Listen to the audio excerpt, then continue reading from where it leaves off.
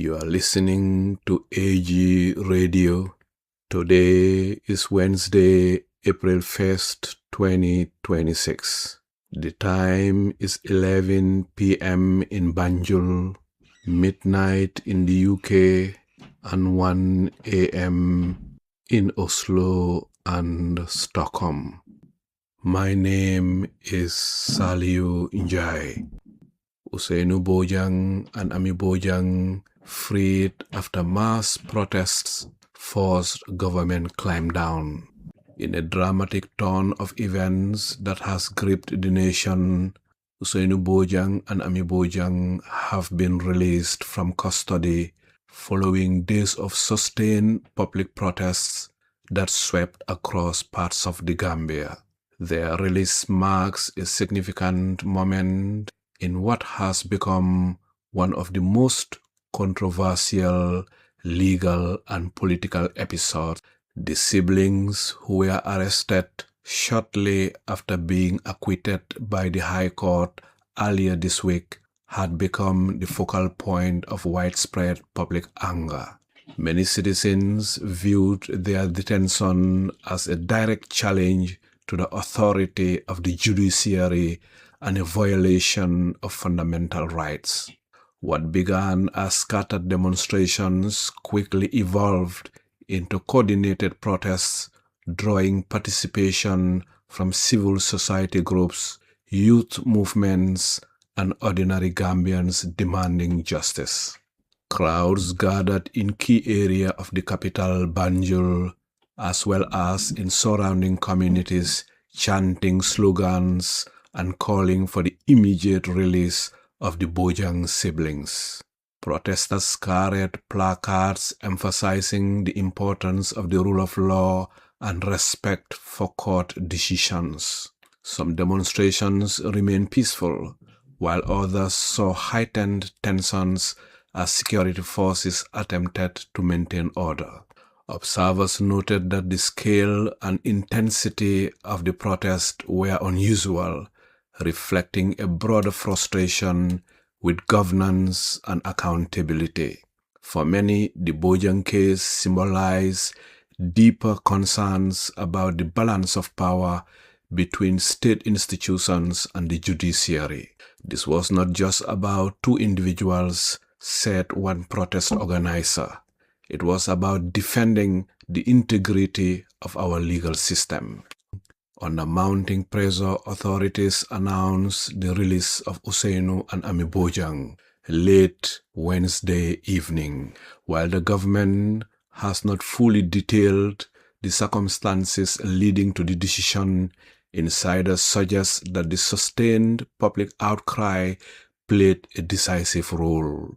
The release was met with scenes of celebration as supporters gathered to welcome the siblings back to their community. Family members expressed relief and gratitude, while others acknowledging the emotional toll of the ordeal. In a brief statement, a relative thanked the Gambian people for their solidarity and support, describing the outcome as a victory for justice and unity. Legal representatives for the Bojangs also welcomed the development, but indicated that questions remain regarding the legality of the initial rearrest. The episode has placed renewed scrutiny on the leadership of President Adama Barrow and the conduct of law enforcement agencies. Critics argued that the situation could have been avoided if proper respect had been given to the High Court's acquittal. Calls for accountability, including demands for an independent investigation into the rearrest, are likely to intensify in the coming days. Political analysts suggest that the government's decision to release the Bojangs may signal an attempt to diffuse tensions and restore public confidence. However, they caution that the deeper institutional issues remain unresolved. Releasing them is only the first step, said one analyst. The real challenge is ensuring that such incidents do not happen again. The protests themselves have been widely interpreted as a demonstration of growing civic engagement in the Gambia. Since the country's transition from authoritarian rule, citizens have increasingly used public demonstrations as means of expressing dissent and influencing policy. The Bojang case appears to have galvanized this trend, highlighting the power of collective action.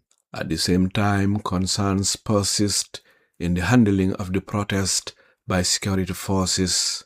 Reports of isolated confrontations and arrests during the demonstrations have prompted calls for restraint and adherence to human rights standards. Civil society organizations have urged the government to ensure that the rights to peaceful assembly is protected. As the country moves forward, attention is likely to shift toward accountability and reform.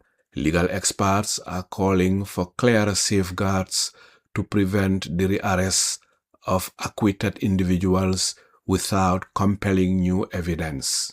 There are also growing demands for greater transparency within the police force and the justice system as a whole. For now, the release of Ousainou and Amie Bojang stands as a powerful reminder of the role public pressure can play in shaping outcomes. It has also underscored the importance of vigilance in protecting democratic institutions. Whether this moment leads to lasting change remains to be seen, but for many Gambians, the message is clear. When justice is perceived to be under threat, the voice of the people can become a force too strong to ignore. This news was brought to you by AG Radio, and I am your presenter, Saliu Njai.